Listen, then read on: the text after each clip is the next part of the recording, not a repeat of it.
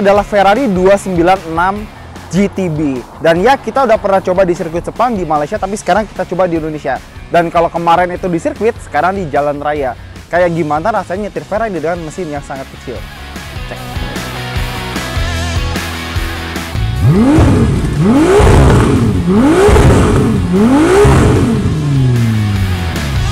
Jadi kenapa gue bilang kecil? Karena mobil ini mesinnya cuma 2900 cc. Ya, cuma selisih 100 cc dari sebuah Fortuner GR 2.8. Tapi nanti kita bahas mesinnya, kita bahas bagian luarnya dulu.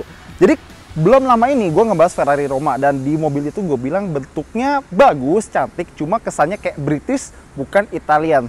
Nah, ini Italian banget karena inspirasinya dari macam-macam Ferrari klasik. Contohnya Ferrari 250 LM, dan banyak banget pengaruh atau influence dari mobil tersebut di sini. Tapi ada beberapa sentuhan modern yang mengedepankan aerodinamika. Pertama, di sini ada T-tray, T ya karena bentuknya kayak huruf T, yang bertugas mengarahkan aliran angin dari depan ke bawah. Karena di bagian bawah nanti masih ada sirip-sirip yang kayak jenis vortex generator buat aerodinamika lagi. Dan yang di sini bahannya carbon fiber. Nah, selain T-tray di bagian depan tadi, di sini ada lubang yang tepat di bawah DRL-nya. Ini lubang buat ngarahin angin ke arah rem karbon seramiknya. Dan ya, spek Indonesia standar ini, yang ada ini, dia udah pakai rem karbon seramik sebagai standar. Ingat, pakai rem karbon seramik bukan berarti lebih pakem, tapi lebih tahan saat kondisi remnya panas. Karena kalau rem biasa, itu kalau cakramnya udah panas, itu remnya parah nggak enak banget. Ini biarpun cakramnya lagi panas, kondisi atau performa pengereman tetap bisa terjaga seperti normal. Itulah kenapa mobil balap atau misalnya Ferrari ini pakai rem karbon seramik. Sekarang bannya, mobil ini yang ada sekarang dia pakai ban Michelin Pilot Sport 4S. Tapi kalau misalnya kalian beli mobil ini, kalian bisa pilih mau pakai ban ini atau ban high performance lagi, kayak misalnya Michelin Cup 2 atau Pirelli P0 something lah. Sama, ini adalah mobil V6 pertama dari Ferrari yang pakai logo Ferrari. Kenapa gue bilang gitu? Soalnya gini, dulu ada namanya Ferrari Dino, itu pakai mesin V6. Itu dibikin sama anaknya Enzo, Alfredino, tapi dia sakit terus meninggal, mobilnya nggak jadi, akhirnya diselesain sama Enzo, dan jadilah Ferrari Dino. Tapi Ferrari Dino nggak pakai emblem Ferrari, pakai tulisan Dino, warna biru kuning kalau gue nggak salah. Jadi Enzo biarpun begitu sikapnya sama Ferruccio Lamborghini, tapi tetap bapak yang sayang anak. Gue tadi agak kebablasan ya, karena harusnya gue bahas kuncinya dulu. Kuncinya kotak, logo Ferrari, dan di baliknya ada lapisan kulit dengan dua tombol, lock sama unlock. Tapi misalnya pengen buka bagasi depannya, tap tombol unlock 2 kali, tap, langsung kebuka, dan kita lihat bagasi depannya. Jadi kalau misalnya Ferrari lain, kayak misalnya SF90 Stradale, kan dia ada 2 motor listrik di depan, jadi bagasi agak kurang lega. Ini karena dia penggerak roda belakang aja, bagasinya jadi lega.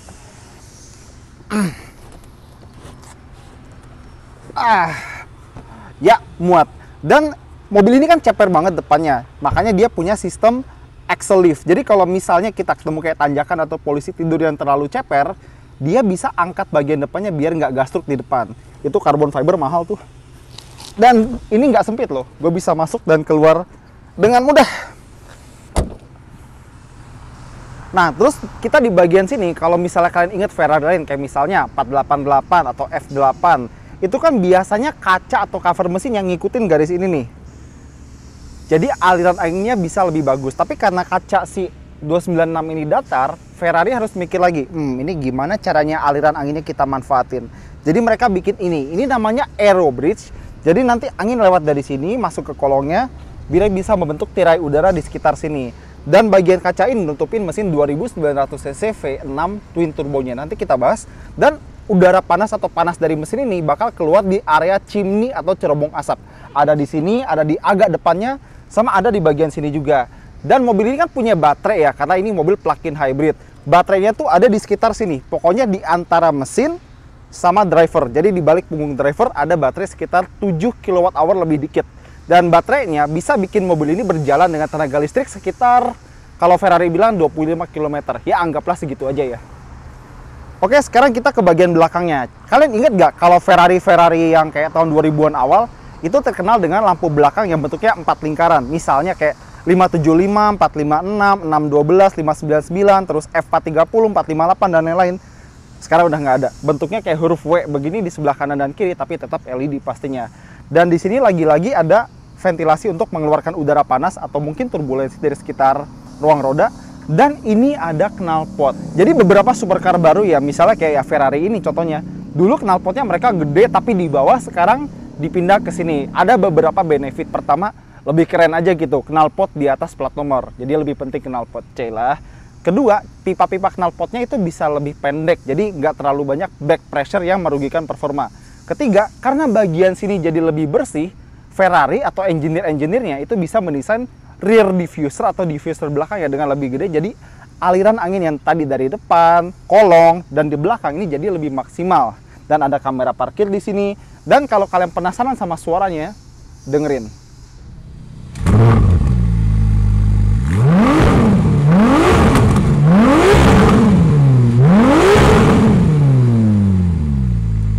Nah, kita sekarang ke jantung hati dari mobil ini. Inilah dia mesin 2900 cc V6 6 silinder twin turbo plug-in hybrid. Ya, mobil ini bisa dicas. Jadi pertama-tama kita bahas hybridnya dulu ya. Seperti gue bilang, baterainya sekitar 7,4 kWh kalau nggak salah ingat ya. Tapi ngecasnya gimana? Kita bisa ngecas di rumah. Tutupannya ada di sebelah kiri mobil. Jadi kalau mau ngecas, colok di sebelah situ. Dan dari kosong ke penuh itu sekitar 2,5 jam. Dan dia bisa dipakai dengan menggunakan tenaga listrik saja sekitar 25 km. Nah, kalau buat ngisi bensin dari sebelah kanan. Oke, sekarang mesinnya. Kalau mesin V6 twin turbonya aja, dia punya tenaga sekitar 663 tenaga kuda. Nah, kalau motor listriknya aja sekitar mungkin 160 tenaga kuda. Dan kalau digabung totalnya antara mesin bensin dan mesin listriknya, dia bisa 830 tenaga kuda. Bayangin, ini mesin kapasitas gak seberapa gede, tapi tenaganya bisa lebih gede daripada mesin V12-nya Ferrari. Gokil. Oke, akselerasi. 0 ke 100 gak sampai 3 detik. 0 ke 200, 7 detik lebih dikit. Dan top speed di atas 300 km per jam. Dan kalau kalian penasaran, mobil ini kan pakai mesin V6 itu baru. Jadi gini, dia derajatnya itu 120 derajat. Jadi kalau mesin Ferrari yang V biasanya begini, ini lebih dibikin datar lagi. Bisa begini.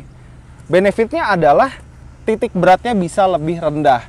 Tapi sayangnya gara-gara mesinnya 120 derajat, kita nggak bisa lagi ngelihat intake manifold Ferrari yang terkenal dengan warna merah itu. Terus silinder banknya kanan kiri ada warna merahnya juga. Sekarang kita cuma dapat yang silver ini dengan tulisan Ferrari seperti itu ya. Dan mesin V6 ini lebih ringan daripada mesin 3900 cc V8 twin turbo yang ada di kayak di Roma, terus F8000 Tuo sama Spider. Dan mobil ini dia tangki bensinnya sekitar 65 liter. Dan dia kan harus diisi bensin yang oktan tinggi ya, katakanlah Pertamax Turbo dan kawan-kawan. Jadi harganya saat ini kan Rp17.900 per liter. Nah, 17.900 kali 65 liter, isi mobil ini bisa dihitung lah sendiri ya berapa kira-kira butuh biayanya. Sebenarnya kalau buat ukuran Ferrari, tangki 65 liter itu agak kecil ya, karena kalau misalnya kayak Portofino, Roma dan lain-lain itu bahkan bisa lebih dari 70 atau bahkan 80 liter. Jadi kenapa tangkinya mengecil ya? Karena ada sistem plug-in hybrid. Ferrari butuh ruang buat naruh kayak kabel-kabel tegangan tinggi, terus motor listrik, terus baterai. Kan tadi gue bilang baterai di belakang punggung supir. Jadi tangkinya terpaksa mengecil demi packaging. Seperti itu ya. Dan fun fact, turbo yang ada di mobil ini, produsennya adalah produsen yang sama dengan turbo yang ada di Ferrari F40. Mungkin kebetulan aja atau Ferrari memang ingin menjaga heritage, tapi ya begitulah. Nah, sekarang ada beberapa detail yang pengen gue bahas. Oke lah, di bagian pinggul mobil ini, pinggulnya seksi banget ya. Itu kan ada lubang udara buat dinginin mesin, karena udara masuk buat dinginin mesin twin turbonya. Tapi di sini juga ada ventilasi di bagian depan sama di bagian belakang sini. Ini buat membuang tekanan udara berlebih di bagian spakbor dan meningkatkan gaya tekan ke bawah dari si 296 GTB ini. Sama di belakang, oke, dia ada spoiler belakang yang fix, tapi ada juga active spoiler yang bisa naik turun. Dan itu modelnya kayak Ferrari yang hybrid itulah, yang Holy Trinity. Dan dia tuh bisa aktif saat dibutuhkan, misalnya saat pengereman mendadak. Jadi selain si 296 GTB, sistem ini juga ada di beberapa supercar lain, misalnya Bugatti Veyron gitu ya. Dan kalau kalian penasaran, sistem hybrid kayak misalnya baterai, motor listrik, dan kabel-kabel ini bisa menambah bobot si 296 GTB ini sebanyak 130 kg. Jadi kira-kira setara 1 atau 2 orang penumpang lah. Dan mobil ini dry weight ya, garis bawah itu sekitar 1,4, di bawah 1,5 ton lah, 1,470 sekian seperti itu. Yuk masuk. Oke, interior 296 GTB. Jadi kalau pernah masuk Ferrari lain kayak misalnya SF90 ya, beberapa banyak yang familiar. Ada layar di sini dan dia bisa touchscreen juga. Terus ini speedometer ya atau instrumen ya, ini layar semua dan dia bisa connect ke Apple CarPlay kalau mau. Terus di atas setirnya ada rev counter ya. Ini ada lampu kayak mobil F1 gitu. Pas lampunya nyala penuh itu buzzer buat kita buat cepetan ganti gigi manual. Dan ngomong-ngomong ganti gigi, pedal shift Ferrari selalu istimewa. Mau yang metal, mau yang carbon fiber, itu enak banget. Sama, aduh, lagi-lagi setir Ferrari modern, gue nggak suka kenapa nggak ada tombol. Kenapa touch panel semua? Bahkan buat engine start stop aja jadi touch panel. Dan kalau misalnya mau nyalain kan tap ya engine start stop tadi, injak rem jangan lupa kita tap. Nah ini muncul beberapa tombol-tombol touch panel tadi. Nah terus kalau misalnya kita lihat ya, lampu sennya ada di sini, wiper ada di sini, dan Ferrari selalu gitu. Kalau bisa semua kontrol itu ada di setir, bener-bener Ferrari. Nah terus kita ke bagian tengah ada satu cup holder. Terus di sini ada switch, yang paling kiri geser ke belakang buat mundur. Ini geser ke atas buat pindah gigi secara otomatis. Ke belakang secara manual, A automatic, M manual. Terus L ini launch control, geser ke atas kita pakai launch controlnya. Sama ini buat power window dan ada satu slot khusus buat kuncinya. Terus unit tes ini dia pakai jok kulit dengan pengaturan elektrik. Kita bisa pakai jok bucket bahan karbon yang lebih suportif, tapi ya itu lebih nggak nyaman. Ya namanya Ferrari bebas lah, mau ini bisa, mau yang karbon juga bisa. Terus buat nyimpen ya biasalah laci satu, sama ada jaring di belakang buat naruh macam-macam. Supercar jarang sih yang praktis. Oke, sekarang kalau misalnya udah penasaran, kita langsung jalan aja. Oke, buat yang penasaran kenapa gue ganti baju? Karena kita juga mau ganti mobil. Kita ganti ke mobil ini karena ini adalah Ferrari 296 GTS Gran Turismo Spider. Ya, S-nya itu Spider, kalau itu GTB Gran Turismo Berlinetta. Sebelum nyetir, kita jelasin sedikit tentang mobil yang satu ini. Ya, jadi sesuai sama tradisi Ferrari ya, kalau misalnya supercar mid engine-nya atau supercar lainnya ada yang atap keras, ada juga yang versi atap terbuka. Ini 296 GTS dan dia pakai hardtop atau atap pelat ya. Dan menurut klaim Ferrari, dia bisa buka tutup sambil jalan asal nggak lebih dari 40 km per jam. Tapi tentu aja nggak cuma sekedar dikasih atap lipat yang bisa dibuka, terus jendela ini juga bisa dinaik turunin. Ada beberapa detail desain yang diubah. Contoh, kalau di 296 GTB itu di bagian punuknya dekat pintu ya, kan ada lubang buat ngisi bensin sama ngecas colokan listriknya. Nah, di sini karena punuknya dihilangin buat mekanisme atap, jadi tempat ngisi bensin sama colokan listriknya dipindahin. Jadi, ada di belakang sini. Jadi kalau kita buka bagian hitam situ, jadi di panel hitam di dekat sini. Gak nyangka ya, biasanya cuma lingkaran gitu doang, sekarang jadi panel. Dan mobil ini speknya masih kurang lebih sama, 2900 cc V6 twin turbo dan teknologi plug-in hybrid dengan tenaga 830 tenaga kuda. Tapi karena dia adalah sebuah Spider dengan atap pelat, mekanisme dan penguatan di bagian sini, lantai, sama di bagian sini bikin dia sedikit lebih berat. Kalau nggak salah sekitar 70 kg lebih berat daripada yang coupe. Langsung aja kita coba. Sebelum kita jalan, Ferrari bilang dia bisa buka tutup atapnya dalam waktu 14 detik. Apakah benar? Kita coba aja. Jadi tombolnya ada di sebelah sini. Kita mulai 1, 2, 3.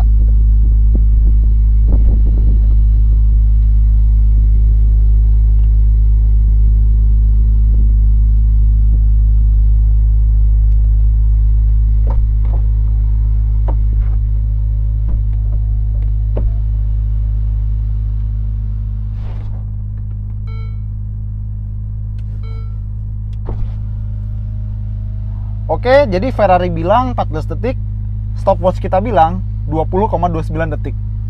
Jalan yuk. Oke, sekarang kita jalan. Dan kenapa gue tutup atap? Biar nggak berisik, ini di peak banyak banget anginnya. Kalau kita nyalain mobil ini pertama kali, kita langsung masuk di mode hybrid atau elektrik. Tapi sekarang gue pindah ke mode elektrik aja. Dan kalau menurut klaim Ferrari, dia bisa jalan pakai tenaga listrik aja untuk sekitar 15 atau 20 km. Itu udah jauh lebih dari cukup buat dari perumahan ke jalan utama ke jalan tol, terus pakai mesinnya buat geber di jalan tol. Oke, terus ada mode hybrid. Seperti biasa ya, karena ini mobil hybrid. Di mode hybrid kita bakal pakai mesin bensin dan listrik secara bergantian. Jadi kadang listrik, kadang bensin buat efisiensi yang optimal. Nah, terus ada switch yang gambarnya bendera balap, checker flag. mesinnya langsung nyala, dia memprioritaskan penggunaan mesin V6-nya. Tapi di mode performance ini, dia cuma ngeluarin, bukan cuma juga sih, sekitar 780 tenaga kuda. Nah, kalau pengen yang ultimate-nya, kalau kita pengen per semua tenaga bensin dan listriknya, kita pilih yang ada gambar stopwatch. Ini mode qualifying. Di mode qualifying ini, semua 830 tenaga kudanya lepas. Kita bisa pakai sesuka hati kita. Nah, tapi switch ini namanya i-Manettino. Kan kalau di Ferrari ada i-Manettino buat mode yang gue bilang tadi, ada juga yang Manettino. Ini buat mode traction controlnya. Ini yang biru ada wet. Wet ini kalau misalnya kalian pengen nyobain tipis-tipis aja tapi masih agak takut-takut, ada sport. Nah, sport ini mode default di mobil ini. Nggak ada mode normal, mode comfort, apa itu, ada yang mode sport. Sport itu yang standar. Ada race buat balapan atau buat di track. Ada city off, traction control off. Dan kalau emang berani, kalau kalian tahu apa yang kalian lakukan, dan kalau misalnya kalian udah siap mati gitu ya, ada mode ESC off, ada bunyi seperti itu. Tapi kata gue masih pengen hidup sport mode hybrid. Nah, di mode hybrid kadang-kadang kita bisa masuk ke mode elektrik dan feelingnya agak aneh ya, nyetir Ferrari tapi nggak ada suara mesin V8 atau V12 atau bahkan V6 kayak di mobil ini. Tapi lucu. Lucu aja sih ngendarin Ferrari tapi nggak ada suaranya. Ternyata asik juga sih, terutama kalau misalnya buat dalam kota aja gitu ya. Mobil ini nggak lebih aneh untuk dikemudikan di dalam kota dengan mode elektrik daripada sebuah mobil listrik lain, kayak misalnya taruhlah Ioniq 5 kayak Nissan Leaf apalah. Cuma bedanya kita ada logo kuda di sini dan kita duduk sangat rendah dan ada head up display yang gambarnya bukan gambar ya, informasinya adalah sebuah speedometer gitu ya.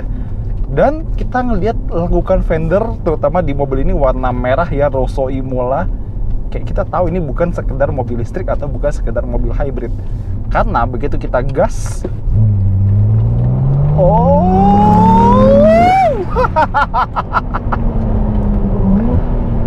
mobil hybrid mana yang bisa ngasih tendangan segila tadi? Mobil hybrid mana coba? Gila memang. Ya jadi seperti yang gue pernah bilang di sirkuit Sepang waktu gue nyoba mobil ini, cara kerjanya gimana? Jadi kan mesin turbo atau mesin bensin yang pakai turbo terutama, itu kan dia ada turbo lag. Ada momen dikala dia tidak bekerja secara optimal. Misalnya waktu ganti gigi atau waktu turbo lag kayak gue bilang tadi, waktu turbonya itu masih butuh waktu buat nge-spool, tapi belum bisa ngasih performa optimal. Nah, tenaga listrik atau hybridnya itu main di situ. Main saat bensinnya tuh belum lagi bagus-bagusnya. Karena seperti yang mungkin kalian tahu, tenaga listrik itu dia bisa ngasih tarikan instan mulai dari RPM 0. Dan jadi benar-benar waktu digas tuh langsung set, kayak gitu. Nah, mesin bensinnya nyala. Dan ketika tenaga listriknya itu udah habis ya, kan kalau listrik kuat di awal, tapi makin kita kenceng makin dia lemah. Nah, makin kecepatannya naik, itu mesin bensinnya udah optimal dan siap buat menggantikan tugas tenaga listrik. Dan mungkin kalian nggak terlalu nggak terlalu tertarik buat tahu serumit itu, tapi satu efek simple yang harus kalian tahu, mobil ini sangat-sangat kencang. 60, 70, 80, 90, 100, 110, 120.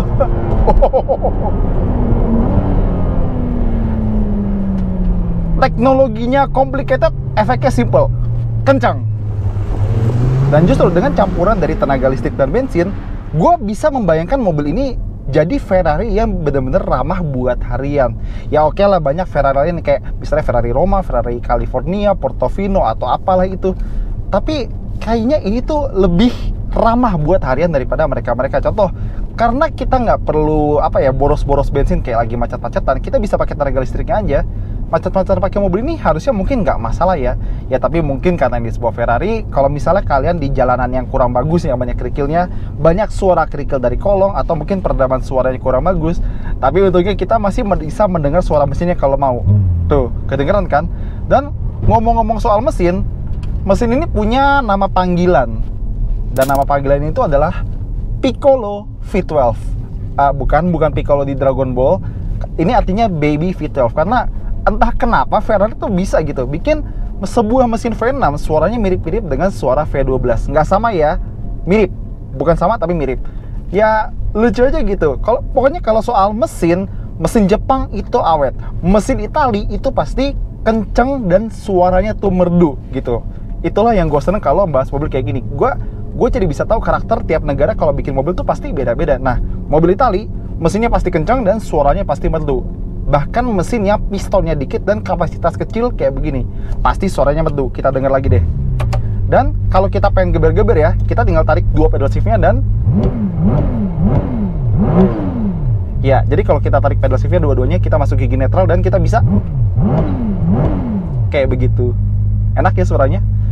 Pengen jalan lagi, tarik yang kanan, langsung masuk gigi yang paling optimal. Sekarang gigi 2 nih. Dan dia pakai transmisi kopling ganda yang perpindahannya benar-benar cepat, mulus, dan halus. Dan itu selain mendukung untuk kenyamanan nih, jadi kita nyetirnya tuh nggak endut-endutan, dia juga mendukung performa. Jadi kita tinggal gaspol aja, dan dia tuh siap. Ganti, ganti, ganti.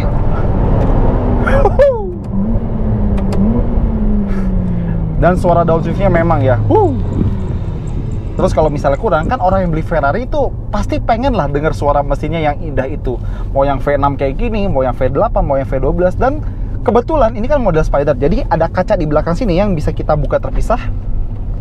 Kalau misalnya pengen dengar suara mesin yang lebih indah. Jadi sekarang nih, sekali lagi ya, netral. Dan dia bisa muter sampai 8.500 RPM sebelum sampai ke red line. Ini mesin V6 loh. Mesin V6 apalagi yang pakai turbo biasanya nggak bisa revving tinggi-tinggi, tapi yang ini bisa. Hebat ya Ferrari. Dan selain suara mesinnya, kita juga bisa dengar suara turbonya. Dengerin deh. Semoga masuk.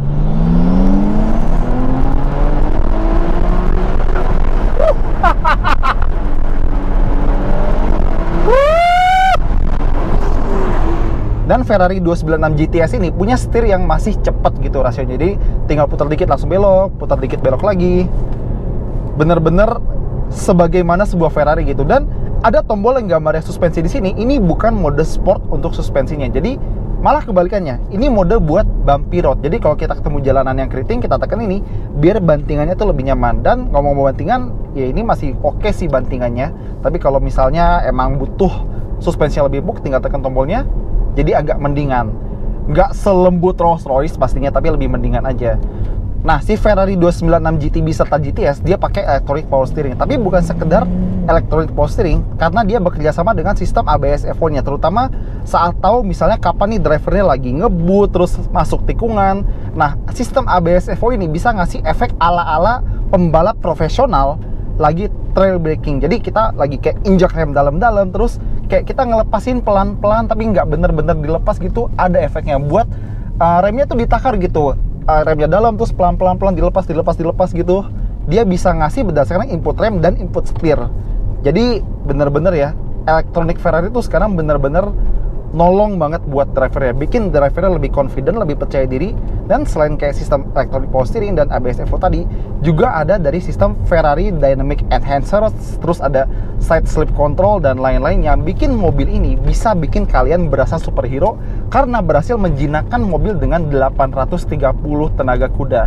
Ya mungkin akan lebih menyenangkan dan lebih memompa adrenalin kalau kita matiin semuanya, tapi ya kita juga harus menghargai Ferrari sih, karena nggak mudah bikin sistem elektronik yang bisa menjaga kejinakan 830 tenaga kuda biar bisa dipakai di jalanan, terutama jalan kota Jakarta, Surabaya, Semarang, Denpasar, atau Medan. Pokoknya kota-kota di mana pemilik Ferrari pada tinggal. Susah loh bikin kayak gitu, tapi mereka bisa. Hebat. Dan kalaupun ada satu hal yang pengen gue jadiin catatan buat Ferrari ini adalah perlu diketahui kalau misalnya Ferrari 296 GTB maupun GTS, dia tidak menggunakan carbon top atau chassis dari bahan karbon yang pastinya lebih rigid dan lebih kaku. Nah, buat mobil-mobil yang dengan atap terbuka seperti ini, biasanya versi coupe-nya itu lebih rigid daripada versi Spider-nya atau versi atap terbukanya. Dan itu ya udah konsekuensinya sangat logis, karena atapnya hilang, harus ada penguatan di sini, di bawah, dan di belakang. Nah, di test tracknya Ferrari di Fiorano, mobil ini sedikit lebih lambat daripada yang coupe. Kalau nggak salah sedikit lebih lambat itu sekitar 0,8 detik lebih lambat di Fiorano. Nah, dibandingkan dengan kompetitor terdekatnya yang dari Inggris, yang dari Woking, McLaren kan itu dia pakai carbon top, di mana dia bisa bikin sebuah mobil coupe dan sebuah mobil Spider itu sama rigidnya. Jadi mau pilih yang coupe, mau pilih yang Spider, itu rigiditas chassisnya masih sama. Ini mungkin belum segitu, tapi kalau Ferrari bilang ya, mereka sengaja pakai apa yang udah ada dulu, biar kalau misalnya ada apa-apa, amit-amit kecelakaan, benerinnya lebih mudah, dan chassis ini lebih masuk ke dalam metode produksi mobil Ferrari sekarang. Jadi ya alasannya cukup masuk akal. Tapi bayangkan kalau dengan chassis ini aja Ferrari bisa bikin mobil sehebat ini, bayangkan kalau mereka bikin mobil dengan chassis atau kerangka carbon fiber, bakal sehebat apa. Oke, sebelum penutupan mungkin kita langsung